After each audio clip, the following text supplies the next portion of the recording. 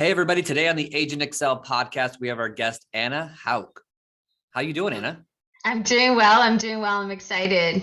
Awesome. Well, thanks for jumping on. I just wanted to bring you on so I could, we could tell your story on how you're going out there and selling real estate. So could you give us just a few minutes why you got into the real estate business and kind of how that's looked over the years since you started? Yeah, absolutely. So I'm born and raised in Southern California, and real estate brought me out here in 2005. We lived in San Diego. My husband was stationed in the Navy, and we could not afford a house there. So we moved out to Arizona, and we bought a new build, and I liked it. I didn't use a realtor. I thought, didn't know any better, right? So bought, was treated as a customer, but really soon after we decided we were going to buy a rental property every 2 to 3 years, and we did. We would just hire a realtor, and she would do the deal, but I was always doing the work behind the scenes, like strategizing, kind of being that annoying client who was like telling her what to do. So we did that. We had about 4 or 5 rentals, and I had my second son in 2015, December 2015. I planned to go back to work. I was in the dental field. I used to manage a dental office, well, help with the billing and so forth. And it just wasn't going to work with the daycare situation. And my husband just said, why don't you just finally make it official? Why don't you just become a realtor already? And for me, I was really scared of the commission only because I had a really nice salary. And so I was nervous about making that jump. But he said, just treat it like a side hustle. If you make money, great. If not, you'll still just manage our own properties and stay home, that way, he could focus on his career and so forth. And it was the best thing I ever did because I started making money right away after a few months. And, like I said, I've made more than I ever thought was going to be possible. I actually paid more than my previous salary just in taxes. So it was one of those things where that was a really nice benchmark for us. So how long have you been licensed? 2016. So 2016. I got my license. Yes, I got Okay. my license 2016, and I hit the ground running. I would jump on tour buses. This was the age of home tours. Okay. And I knew I wanted to be a listing agent. So I used to call title companies, and I would jump on their party buses to do tour buses, even though I didn't have a listing. I would just get on there because my goal was to get all of those agents in my phone, introduce myself, and then I was like, I'm going to copy them. I'm going to listen to them, how they talk about listings, like I'm going to be them. Yeah. And then I would just fake it until I make it. I was just trying to copy them. I'd leave driving away, like thinking of like how smooth their delivery was, like when they would show off their house to the other agents, or what would the way they would talk about their sellers. I would just try to copy that and just think like, as if I had had business in the past. So what did that look like? So you said you just hit the ground running. So you didn't have like a full-time job and do real estate? Like you actually you just went straight into real estate? Yeah. So Okay. my husband, he's a police officer. So they would do the 3 on, 4 off, like get their 40 hours, done in 3 days. So long shifts. And when he was off, I didn't have kids. When he was off, I would just leave. Even if I had nowhere to go, I would just go sit in my brokerage's bullpen and just sit there. Like I was like, I'm going to put out this energy. I'm going to call. I'm just going to do something because it has to count. Like I'm at work. Yeah. So where did your first pieces of business come from? Friends. I started the second I was in real estate school, I started to post that I was taking classes. I started to kind of let everyone know, like, hey, I'm just excited. I mean, you and I know what kind of the schooling, the way it looks, right? Mm-hmm. They don't know that. So I would say things like, just completed the contract class, just pass the review, like silly stuff like that, but just to post. And they knew I was excited, and they knew how I am. Like I'm kind of one of those workhorses where I will take something and I would like crush it. So people were just like, I know you, like my first client said, I know you've never sold a house before, but I have like no doubt that you're going to do this. I mean, I'm just so grateful that my first deal by myself was a listing. I think that was really nice. It was scary. And I went up against a designated broker on the other end. So it was really intimidating, but I was just very honest, and I told them like, hey, this is my first rodeo. So I do hope as, the senior agent, the designated broker on the other side, you take me by the hand and you make sure I'm on time and do things the way, and we've become great friends. So that's another thing. I always become friends with the agent on the other side. After we're done with negotiations, once we're done with the inspection, once we're done with the appraisal, we're closing. Like we have a shared goal, and they truly do become my buddies. Do you feel that helps you out quite a bit right now? Absolutely. Yeah. Absolutely. And I get repeat business, and then I always text them like following up. Similar to your system, I just don't have a system. I didn't know, like, taking your class made me identify like, oh, this is my quotation mark system. But I do check in, like once we close, I say, hey, I'm crazy busy, so are you. I'd invite you out to a drink, but we don't live anywhere near each other, or it's just not feasible. I have a mastermind. We meet once a month. I'd love for you to be a part of it. In the meantime, these are things I'm working on. Like these are my coming soons. What do you have? Like I'll show you mine if you could show me yours. Yeah. And then we just become friends. And I've done multiple repeat business, or I get referrals.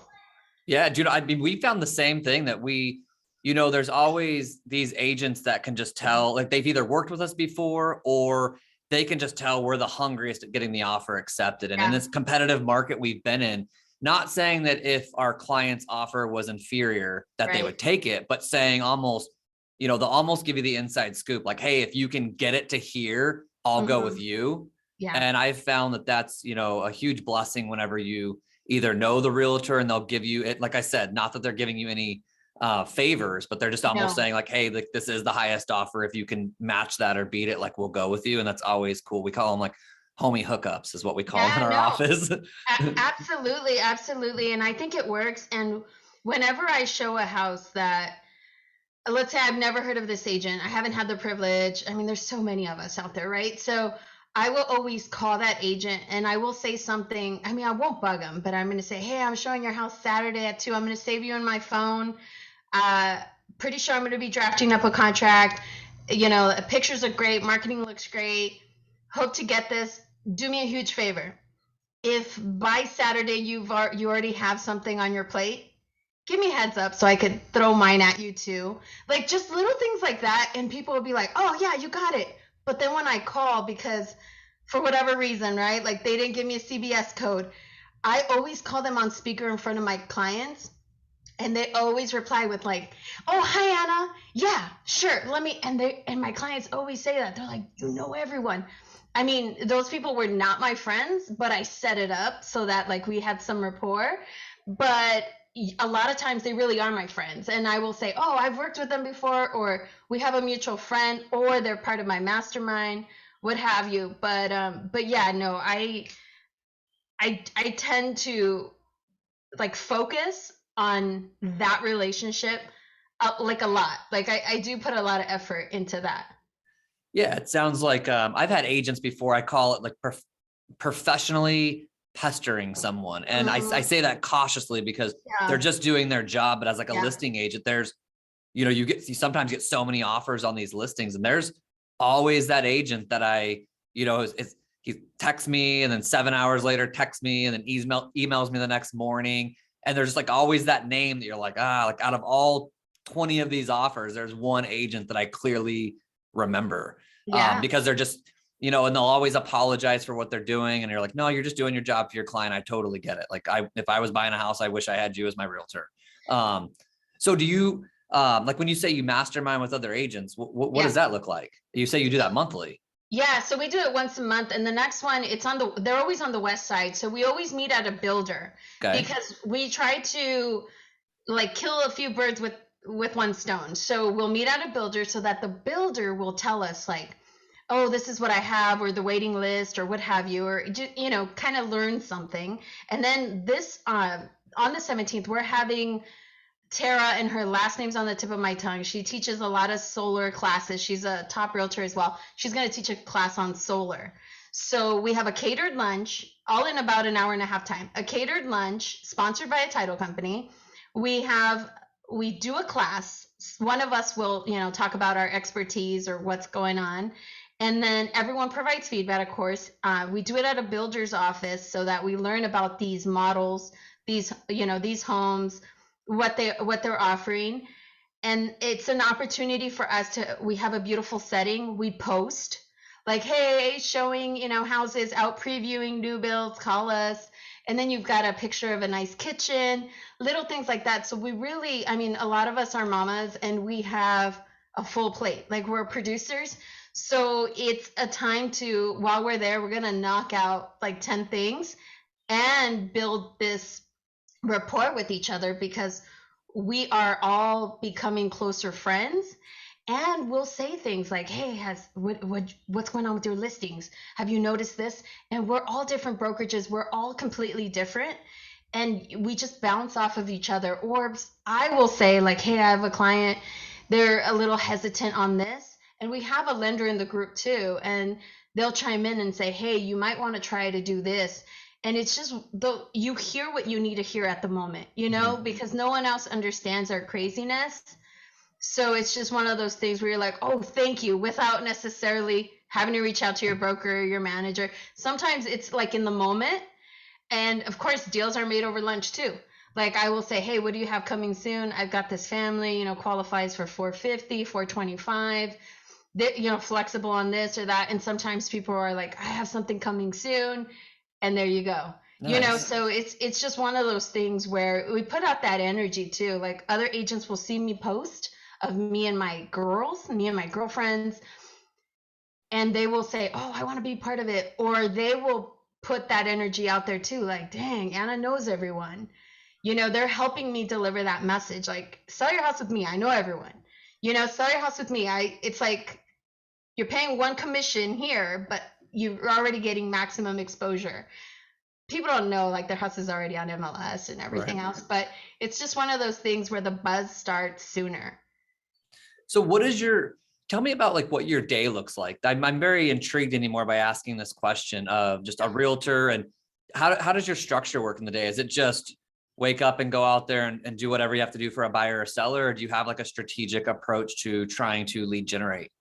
So I need to work more on a strategic approach. Right now, I kind of just do day to day. Like I do wake up, and my goal is always to have one meaningful conversation with one of my past clients. Okay. And sometimes I knock out multiple, like depending on how, someone says something and they're connected to, I sold Mary's house. I also sold Karen's house. They're getting together. They're going on a girls trip. So I will just say, hey, I just got off the phone with Mary. Have fun. That counts. Because it's real, and I truly would have said that if I didn't have anything to sell. Right. And people are like, oh my gosh, I was just thinking about you. That's another thing. Once a month, I have a bunko event too. That's like a networking, and I invite past clients. That is very cool. So fun. A lot of them know each other. I forgot to mention that. But anywho, so I will do that. And then, of course, I'm just working on my active listings or what I have going on. But when I close a house, I always get flyers. Even though we don't need them, right? I always print flyers, and I have brochures, and I do marketing as if we really have to market. I still do that. It's my brand. So I have these door hangers with a notepad and a pencil. And once we close with a Sharpie on these flyers I had printed out that now are trash, right? On a Sharpie, I will write sold for X, thousands above, home appraised, had 7 offers. Like just the details of what happened. And I will not door knock. I actually pray that they don't open their door because I'm nervous and hot and I sweat easily. So, but me and my kids, I load up the minivan. I have 2 boys, and this is part of their job because they know mom works and this is my business. We will sprinkle the neighborhood. They know how to read no soliciting, even the kindergartner, but we will drop it off. So it with the Sharpie, it says sold for, it's a little note and then a pad and a pen. And it's one of those things where it was my way to deliver that message. And it does generate a call. And I can talk for like 5-10 minutes without them knowing it was 5-10 minutes. But now that's one more person to add to my CRM. Mhm. And I do that. Or if they have a Ring doorbell, it's the best because I've already taught my kids how to talk. So they'll go and they're like, my mom just sold your neighbor's house. And it's super cute, right? And then I'll like be in the background going, hi, yeah, call me if even if you're just curious, as to the flow, the traffic flow, what have you, or your new neighbor. And then I just kind of, that's it. Yeah, I really try not to, unless they're engaging me, I can't spend time on that. Like I'm too self-conscious, then I'll be like, oh, they didn't like me because of this. Like it's a rabbit hole. So I just kind of it's already trash, right? I can't use those flyers anymore, Right. but they cost money and they're cute and it has my brand on the bottom. And I'm like, hey, and I did it, So, and then they know she was here. That's one of those things like, oh, she was outside. She was here. She must live near here. She was outside. They don't know. So Yeah. what else are you doing for your network? Because it sounds like that's where you get almost all your businesses from, your, like repeat and referral business. So you said you do like the monthly event and you try to text one meaningful conversation a day. What else is it that you're doing? Like, is there anything else that's structured? Not structured, but I do a lot of drop-bys. So like, for instance, the mastermind meeting on the 17th is going to be in Avondale. I've sold about 7 houses in that area. I will drop off. So I told someone this and they thought it was funny. So I come from really humble beginnings. So I always plan my trips and my drop-offs as if I were taking the bus. Like if I'm going to drive past an area, I'm like, I'm going to sprinkle it. Like I'm going to, if I've sold a house or even if I was the listing agent, I'm going to drop a drop-by at those addresses because they have heard of me, like, and had a relationship somehow. But I will do that. So like on Tuesday the 17th, I'm going to drop about 7 drop-bys because I'm going to be in the area anyway. So I'm going to maximize my trip. What will those look like? So it depends. So a lot of times what I do is like right now it's from the dollar store. It's in the shape of a house and it has like paper clips and it has like a notepad, paper clip, and a pen. So it was $1.25 now because it went up or whatever. But then I just stick like an Avery label and then just, and just put that in a bag and then put like my little, tag on the outside and just drop it off. And again, I'm really hoping they're not home because I don't have time to, I have to pick up my kid, but they know that I was there and they'll say that. They're like, you were so sweet. You're always thinking about us. And, they don't know, people don't know that you're like, oh, okay, yeah. But it's like the law of reciprocity. They'll say, oh my gosh, thanks for dropping off. I was just thinking about you, my brother-in-law or my coworker. And yeah, so I'm like, oh, cool. Like they, even though, but I am a little in their face about it though. Like my business card's always everywhere and stuff. But I've had that funny conversation with them that during showings when we were actively working together, I'd say things like, yeah, I throw a business card in there because then I could write it off, as a promotional expense. So they know, it's my business. I'm very, very vocal about that. And so outside of doing anything with your like network, are you doing anything as far as like marketing or any type of paid leads or anything like that? Or is it just all through your network? It's all through my network. I don't do paid leads, but I do just sold postcards. Okay. And it's really hard for me to, I'm fast about sending out just listed, but for whatever reason, it takes me forever to do just sold, and it's dumb. I just get hung up, and I think I mentioned that in class. I'm always like, which house do I want to advertise? Was that too long ago of a deal? Or, there's not that many in the community. Like, it's the silly stuff, but I took a picture of when your presentation, and I'm going to copy it because you just had the house photo and the amount.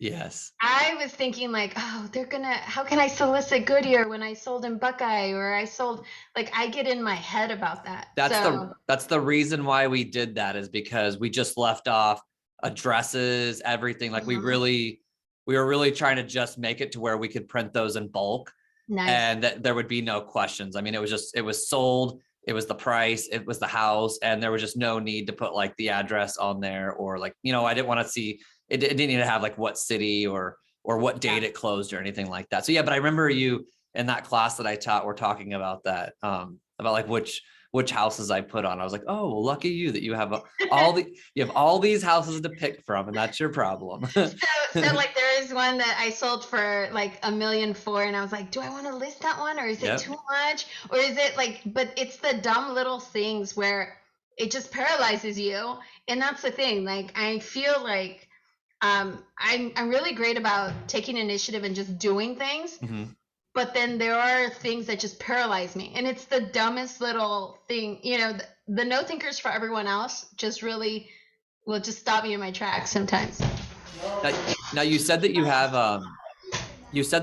rental properties, right? Yeah. So when did that start? Was it when was it around 2006 whenever you got licensed, or before that? No. So I got licensed in 2016, and Yeah. I have purchased a home since, but it was for me. Okay. I haven't purchased any other rental. Last time I purchased a rental was 2014. So Okay. I only have 4 rentals right now. 4 rentals in my house, and it started before I was a realtor. So before I was a realtor, when they were a lot lower, I would pick one up every 2-3 years, and we would actually move into it. Yeah. We would move into it, make it our primary residence, fix it up, or add things to it, and then we would, in another 2-3 years, buy another one. We just never sell. Yeah. Yeah. You say that so casually. We only have 4 rentals, as if like Well, there's like people out there that have more. I mean, I know well, there is, but you said that so casually. well, here's the thing, and I mean it. Like I put that out in the universe. We only have 4. We should have much more. Yeah. But we've had other projects, and we have a big old house that we've been doing things to it. It's totally possible. If we can do it, and I mean, we are self-made. Like we have done everything by ourselves. We didn't have a parent helping, or I mean, they couldn't. No, so it is totally possible. And I tell people all the time, it's very common for me to go to a listing appointment and me not get that listing because I made them landlords. Because I'll tell them, okay, what's your end game? Or why do you qualify to buy that house without? Because do you know how much of rent? I mean, it's an ATM machine. Mhm. Plus, you have a kid that later on, let's say they go to college, you're going to you have like an ATM there. You have something you could leverage. You could sell it then, pay tuition. Not only that, maybe give it to them if they get a scholarship. Like you can do so much. So it's really common for me to go to that listing appointment and walk out with the buyer. And I'm happy about that because, and they'll say that. They're like, wow, we talked to somebody else. They never even mentioned that. You mentioned that. I had no idea that our payment's $900. We can get $2,700. Like, whoa. So it's one of those things where I always tell people, like, I try to make everyone a landlord, everyone. And that's so cool that you say that. Like it just shows why you're getting the referrals you get. It's always interesting how if you just go in there, I tell myself and my team, just go in there and do what's right for the client, and the commissions will come. And I'm the same as you. Like I actually feel like I win a lot of listings because I don't look like I'm going in there to sell. I will almost, in my listing presentation with everybody, tell them like, hey, this is like, what's your mortgage? And this is what you can rent it for. Do you have the actual, like, do you have the down payment to buy the next property without it? They can see me leaning in so hard in that angle of I'm trying to get them to keep the property. And I'll tell them, hey, I've got a lot of rentals. I want you to have rentals. So I got to go with what I believe in.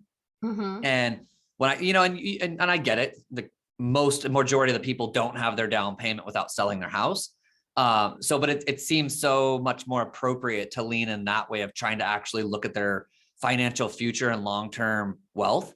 And then they normally, like I said, can't do it, but they're so thankful. And I think when they get the next realtor that comes in and they're just going straight in for let's sell your house, I think they realize that you're the one that actually cares. And what's even cooler is when they do keep it, like I've got a closing that I have today, Danny, and he called me like 6 years ago to sell his house in Levine. And I was like, dude, don't sell this thing. You bought it for like 78,000. And he moved to Chandler, and then he tried to sell that one. And I was like, no, keep this one. And he bought another one. And now he's closing on that very first one. But it's just so cool to see like the wealth that you can create through your clients if you just tell them to keep a property. And like Billy, one of my clients 2 weeks ago, texted me and said, hey, Chris, just thank you so much. When I met you off Zillow, you told me to keep the property and you helped me get a tenant into it and help me buy my other one. Just letting you know, like the income from that rental now bought our vacation home in Illinois. And you're just like, those people are the ones that they now want to refer you to their grandma and their sister, because they're like, those people are going to be straight honest. They're not going to try to sell them something. So like, you're the first person that I've actually had on the podcast that has went that direction where it was like, that was your focus. Well, what's crazy is like, I truly do become the real estate, like they're the realtor for that family, because they'll say, I know you're going to go with someone else, but just have a conversation with her first. And I've met people. So I usually coach baseball. I have 2 boys. So I'm a coach or a team mom or whatever. Like I weasel my way in there because then I have access to all these parents' email address. They trust me with their kids. So they're going to sell their house with me, right? Plus a banner will be up at every game. And that's my niche, because what are you doing while your kid's practicing on the field? Parents get to know each other, right? So they all become my friends. They all get to know me. We're all in this similar, and I've heard stories from people that they've said, well, we listed our house and then we decided not to buy. We wanted to rent. And now why did we sell our house?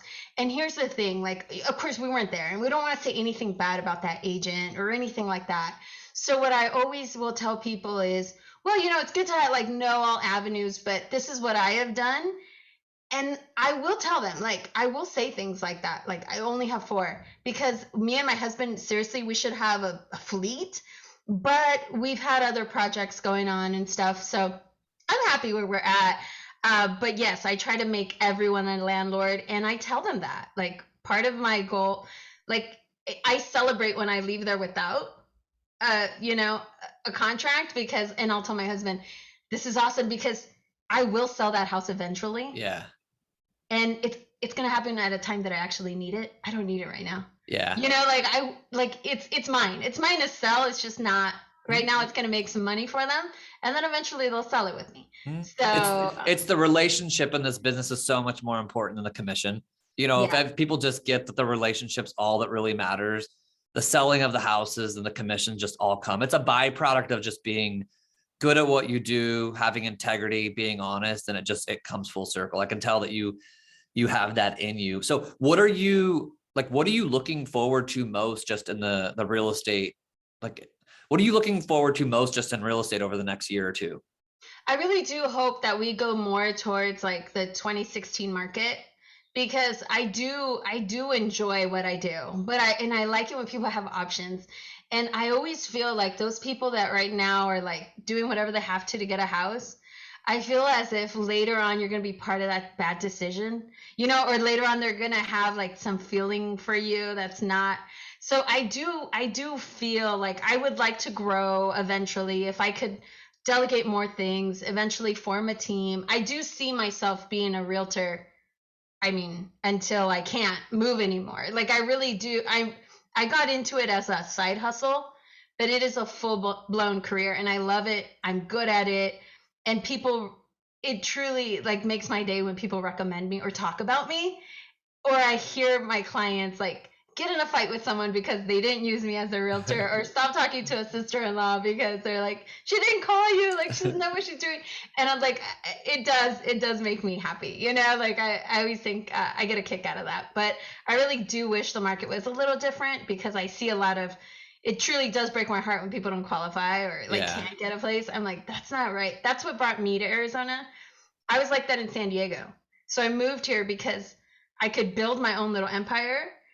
And had I been born at a different time, or it would just wouldn't have happened. And that's truly like sad for me. Like I do feel bad for people. Yeah, it's actually it's the hardest part of our job right now. I tell my wife this all the time, is owning the company, is just the amount of people you have to tell right now that if this was 3 years ago, it'd have been a slam dunk. We'd have looked at 6 homes on Saturday, you would have had one, you'd have put 15,000 down, good to go. And now all those people, you're just, telling them that they can't buy a home right now, just as heartbreaking. There's really no way around it. It just breaks your heart that they want to own a home. They're qualified for a very good, solid amount, so you'd think, but it just doesn't do what you need it to do here. But hey, markets change, right? I've been doing this for 17 years. I've been selling homes, and I mean, they always say, are we going to go back to a normal market? And I'm like, ooh, I wonder what that looks like. I haven't seen one in 17 years. So I feel like it just sways one way than the other. And then there's a middle point, I guess. But so let's leave with this, Anna. What would you say to a realtor who's listening to this podcast that is just trying to make their way right now? Like, what would be your words of wisdom, or like, what's that one domino that they can knock over that would hopefully just start, getting them some closings? I would actually start by calling other realtors. I would call other realtors and just say, hey, my name's Anna Hauk. I just started. I'm thirsty. Like, let me be your show agent.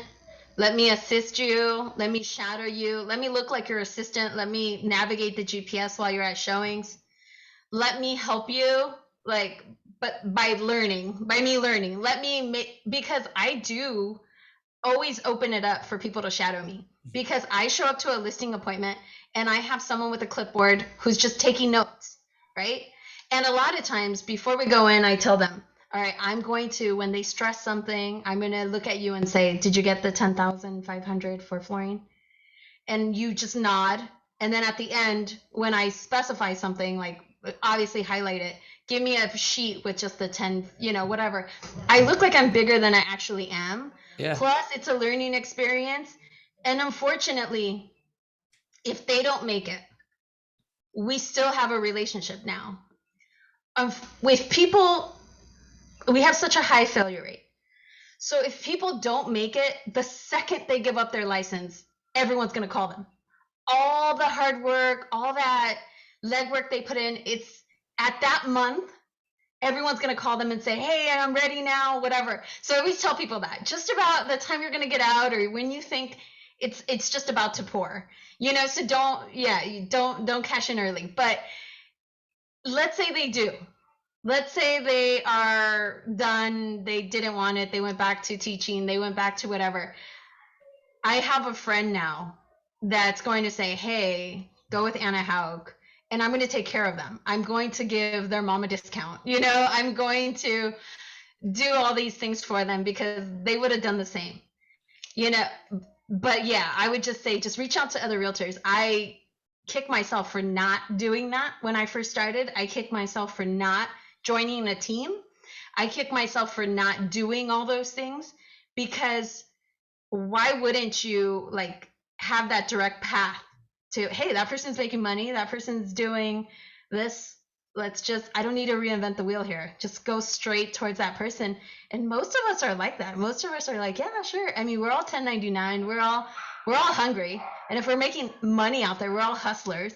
So we see the avenue and the mutual benefit of having someone else around you, or like, hey, I'm going to take vacation. Sure. Someone calls me, guess where that call's going to go? To this hungry young agent that I know is going to drop everything and go show them that house.